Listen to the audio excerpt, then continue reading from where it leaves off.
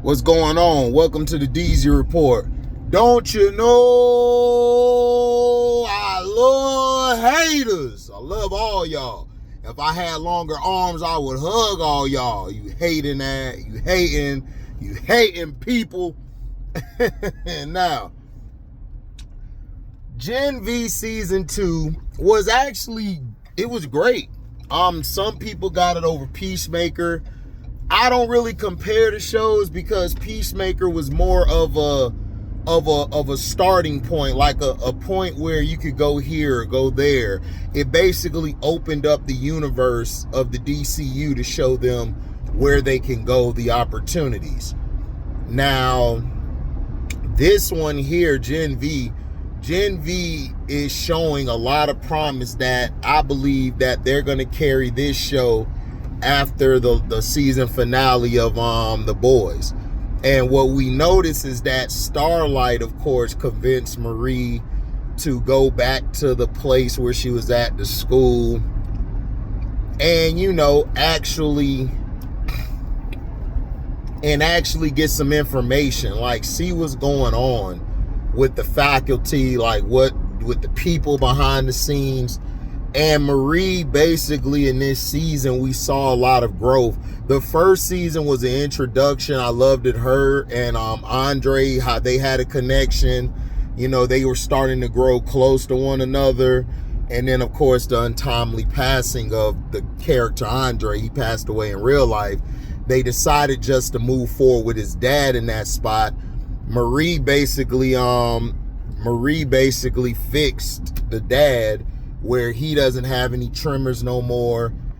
He's able to control the electromagnetic. I just had it on the tip of my head and my tongue. The electromagnetic something. Like, y'all in the chat, just put it down what I mean to say. This is all off the memory, and I'm heading into my job. I just wanted to get this review out. The last one I did, I talked about where I thought this was going. And I was almost right. I did see him controlling her.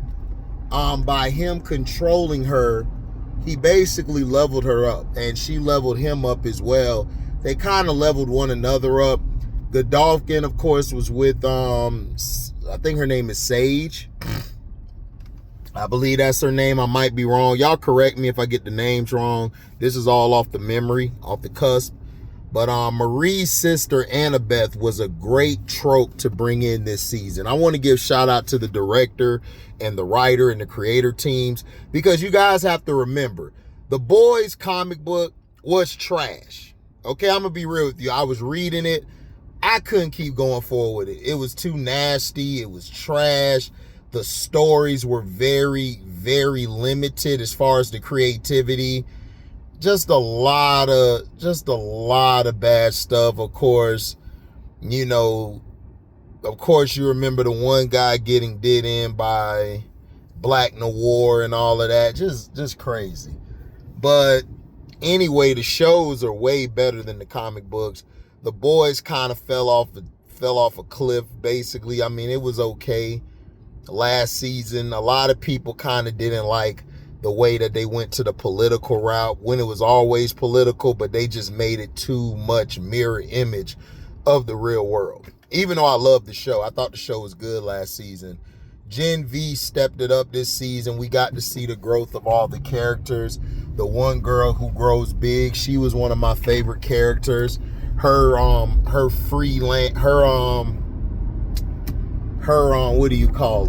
free spirit. Her free spirit really made the show even more fun and interesting. She, of course, found a new love interest, which was one of the two girls. The one girl's hairs in her lower region extends and ties you up.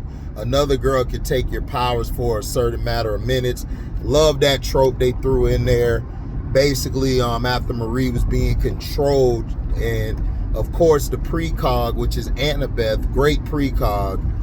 She just couldn't get all the details. Now, I believe they're going to introduce all of these characters in the finale of The Boys. And then after that, I think they're going to go to Gen V Season 3. And that's going to be a new beginning. It's going to be a whole new world. And they might take a trope from the X-Men where they'll be hunted for probably taking out Homelander, because they're going to take out Homelander. Homelander is, you know, way too powerful for just anybody. But Marie, which I knew it was going to be a trope, because when Homelander blasted her, with his X-ray vision, I mean, I knew, not with X-ray vision, but with his eye beams, it basically, it showed that, man, she's powerful, and it showed all season. Godolphin, of course, she just took his head off and told him, thanks for the level up, a-hole. You know, and she wants to protect her sister. Her sister loves her, missed her. She was just so torn. She was a little kid, so you understood how she was afraid. But she told Marie, I had the visions. Since then, I just didn't know how to put them together. And she just didn't know how to cope. But being around Marie, Annabeth felt safe. It felt like where she needed to be. Both of their parents were struggling with money, so they were able to use the V. They were given the V. So then they were, so once they were given the V, they grew powers. I mean, that's exactly how it was, you know, in the comic books. If you saw Diabolical, The Boys, a spinoff of The Boys, it kind of showed you how everything came to fruition with everybody. So you have to watch that cartoon to understand a lot of stuff that they put in Gen V. So Polaris is going to stay behind. Sage basically let him out because Godolphin didn't go along with the plan. I don't know why see, this is a great trope. A lot of geniuses their common sense is very trash, because they can't think of anything that's just a regular, like a thing. They can't think of a singularity or something that's lower level than their way of thinking. That's why they be all up in the world, like fixing things, creating stuff, studying the stars and science and stuff, and then they miss one key detail, because a lot of them really don't look at the whole picture. They just look at certain things. They miss the small parts of the detail.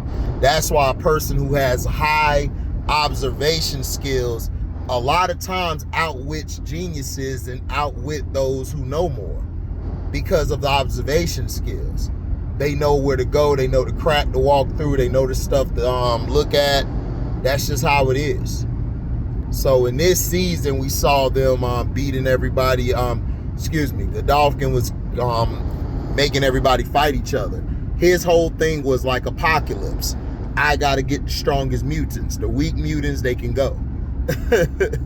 You know, and that's the difference between Magneto and Apocalypse. Magneto wanted to save all the those who, wanted to save all mutants. In this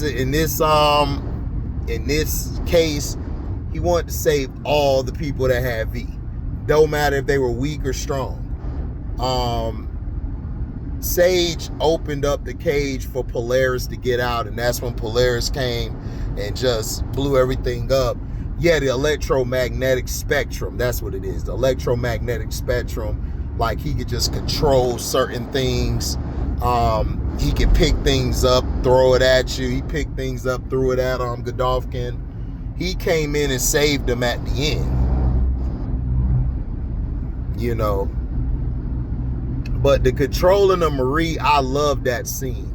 When he controlled Marie and Marie was talking like him and doing, that was great acting by the lady playing Marie. That was beautiful acting. I love acting. And then, of course, her and the he-she person, they can't be together because Marie left that person twice. And that person is tired of being treated like that and not being trusted when she basically said, well, bigender, excuse me, the bigender ability user basically is like, look, I'm here to help you, and you keep on doing me like this and throwing me to the side, you know.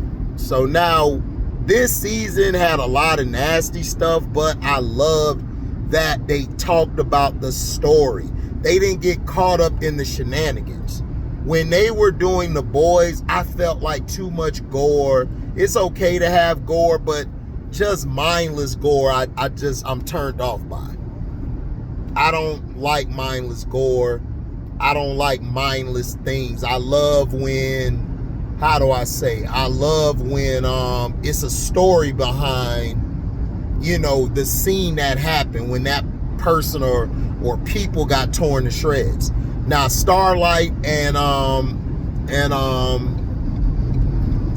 the fast guy, what's the fast guy name? Damn, I forgot my dog, but basically I'm just gonna refer to him as Flash, as this universe's Flash. The speedster, he basically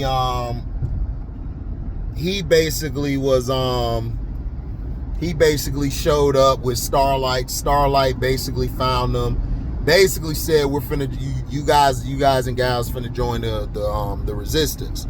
So now they're with the resistance. Annabeth was like, look, I'm not leaving you again. No, we're staying together. I don't care. So we're gonna see them stay together. I want to see next season Annabeth be, I think Annabeth is going to be like, I don't know if y'all remember this character named Destiny. Destiny in the X-Men comics, all my X-Men fans, y'all know who Destiny is. That's who Annabeth is. She's a precog. She can see into the future. Destiny could see into the future, but the further away in the future, it was kind of blurry. She could give you she can give you the diagram. She can give you the not only the diagram, but she can give you the plans of what could happen, but then it might not happen because you have time to change it. But the closer it is to present time, boom, she got it. I mean, she got you. And then, of course, she could see everything, like before she was born. Like when she was born to when she got older, she knows everything. She sees everything. So again, that's who Annabeth is going to be. If you watch the Minority Report, she sees things before it happened, but that doesn't necessarily mean that that's going to happen. Now with Destiny, the closer it was to the present, like if it was like 2 weeks later, a month later, yes, it was going to happen from her seeing into the future. Sage messed everything up, because if Sage would not have let Polaris out of the chamber or out of the cell, they would have been in trouble. But I love I hope Black Noir does like he did in the comic book, where he just came out of nowhere and start unaliving everybody, and he was the one behind everything. He framed Homelander, and he went nuts. He went mad. They created him to keep Homelander in check, and he just tore Homelander apart. And you know, and then that's when, of course, Benny Butcher went on. When Butcher, I said Benny Butcher, not the rapper, but Butcher basically went nuts and unalived his whole team except for the main guy.